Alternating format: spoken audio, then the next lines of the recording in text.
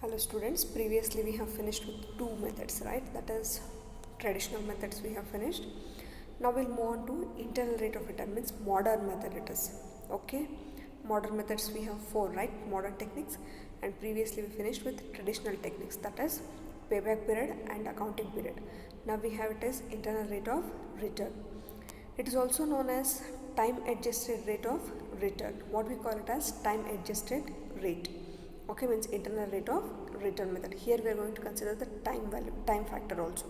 In both the methods of modern, what we had done, we had just ignored the time factor there. But here we are going to consider the time factor.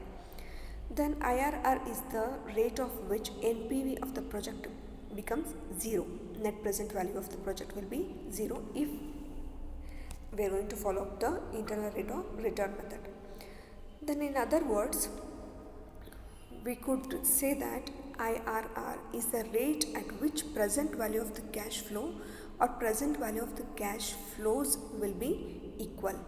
Means if you less it with both, you will get a zero value there, right? Means net present value will be always equal to your investment or your initial investment over there. Okay, or internal rate of return, always it is equal to, means always it is equal to your cash flows. So you'll get a zero returns here. Then it is the technique, unlike net present value, we are not given a discount rate. Means here we are not going to consider any discount rate or discount factor. The discount rate is to be calculated, ascertained by trial or error procedure.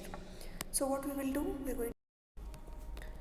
what we'll do here, we're going, means they will not give any discount rate or discount factor to us. So uncertainly we are going to consider with the trial and error method. We are going to, means that method we are going to follow up to take the internal rate of return here. Okay. Then calculation of IRR when savings are given, operating savings are given. Okay, first we have to calculate the PV factor, present value factor. Okay, how to calculate PV factor? Then initial investment divided by annual cash flow. With the help of this, you are going to calculate present value factor here. The next, search for the value nearest to PVF from the PVF table are given in the number of years. This they will give in the problem.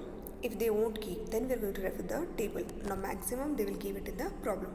If you remember present value factor, what we have calculated in time value of money, second chapter.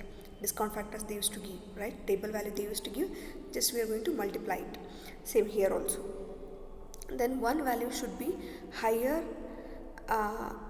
or one value should be lower to PVF. Means two values we are going to consider. One is higher, one more it is lowest one. Then take discount rates of the higher and lower PVF, means present value factor, higher as well as lower. You have to consider both here. Then calculate the present value inflows with the help of these discount rates. Okay, these all things no need to do because already they will give it in the problem for you all for the solutions. Okay, if they won't give, then we are going to follow these all methods. Then apply the below rate. Okay, if it is low rate, okay, whatever low rate, high rate they are given, that is going to apply here. IRR, internal rate of return, equal to lower rate plus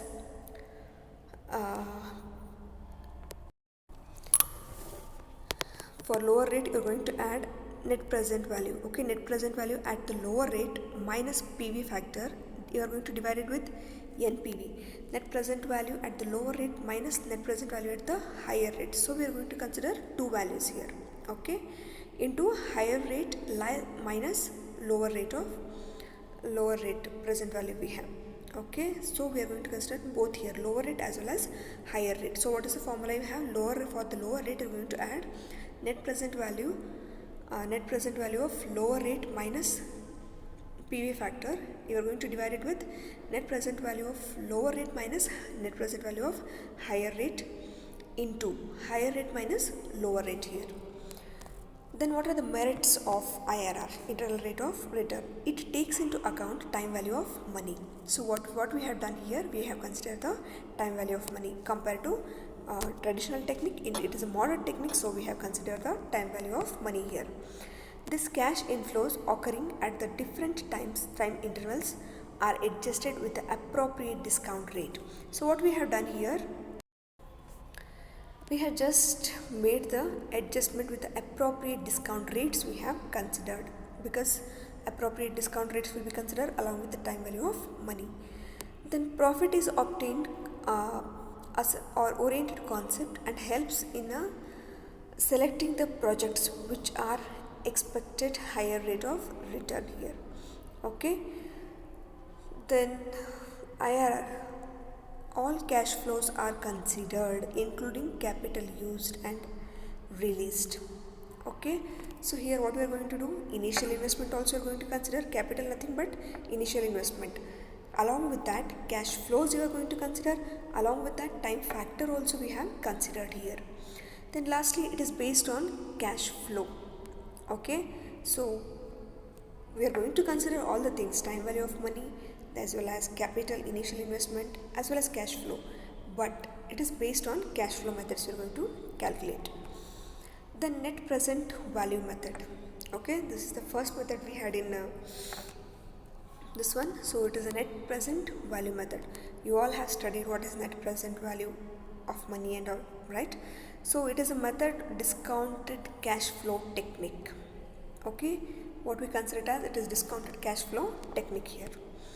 Then this method compares cash flows and cash flows occurring at a different time period. So it considers both cash flows which occurs in a single year or many years which is going to occur. Then the major characteristics of this method is that it takes into account the time value of money. What we are going to consider here, time value of money, because net present value, future value you have to calculate. Okay, as well as cash flows we are going to consider, and cash flows will be considered count. So what we did, cash flows will be converted into present value. Okay, what we will do, for all the cash flows we are going to multiply with the discount factor or PV factor there, right? So we are going to convert all the cash flows into PV factors or present values. Okay, so we call it as net present value there. Then calculation of NPV involves the following steps. First, what we are going to do, we are going to consider cash inflows as well as outflows, both you have to consider. Then secondly, discount rate at the cutoff rate, discount rate we are going to consider. And thirdly, what we will do, present value factors we are going to consider, that is PV present value factor equal to 1 divided by 1 plus r raised to n, right? 1 plus the rate of return whole the bracket n means number of years it is. So present value factors we have to calculate. After that we are going to consider, means you are going to convert all the cash flows into present value factor. How we are going to convert it for present value factor? Just you are going to multiply PV factor to cash flows. So you are going to get a present value factor there. Then discounted cash flows which yields to be added, and present value cash flows is obtained. Just you are going to multiply it. Okay. Then lastly, finally we are going to consider the NPV, net present value, that is present value factors of cash flow minus present value outflows. Okay, inflow as well as outflow you have to convert first, cash inflows also, cash outflows also, both you are going to consider for discounting factor, present value factor there. So with the inflows you are going to less present value cash flow outflows. Okay, present value of cash inflow minus present value of outflow. So you're going to get a net present value there. Then what is the decision criteria we have? If the NPV is positive, then you have to accept that project. If it is negative, definitely you can reject it. Now if NPV is 0, okay, so it is indifferent. Okay, whether you can expect or it depends upon the company. So we will mention it as indifferent project, it is indifferent decision. Then if there are more than one project, the project which shows the higher NPV should be selected. If it is only one project, so in such case what you have to do, if NPV is in positive, you have to accept it. If NPV is negative, directly reject it. If NPV is equal to 0, then you have to write it as it is indifferent. Okay. Now if you have more than one project in your hand, then whichever NPV shows higher rate, that you have to select. This is the decision criteria we have. Okay. Then what are the demerits of NPV, net present value method? Okay, next we'll see advantages of NPV. Okay, what are the advantages we have? Net present value method. It is a direct measures of the contribution. So what we are going to do directly, we are going to calculate the contributions here. It increases the wealth of the shareholders. Okay, which gives the time value of money here. So we are going to consider wealth maximization of the shareholders here. The investment will increase the firm's value. Okay, firm's value also will increase along with the wealth maximization.